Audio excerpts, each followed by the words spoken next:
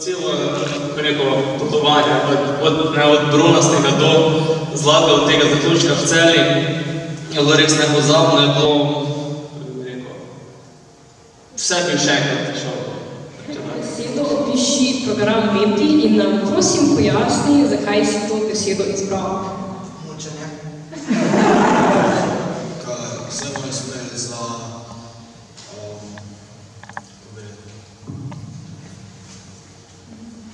sloge moje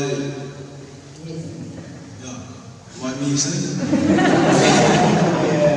Enega lepe dni.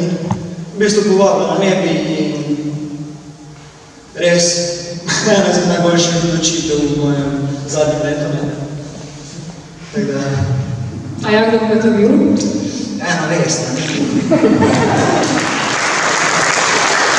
Na kvalifikacijski smo pa vsi skupaj sodelovali, se snemali na vsaki točki, naredili dober film, se niti enkrat zgubili, naredili eno slabo odločitev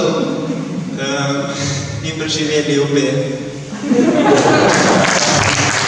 Novoletne zaobljube, ki jih dejansko izpolniš, in sem vesela,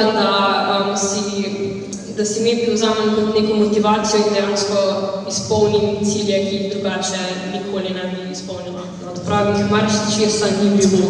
To je res.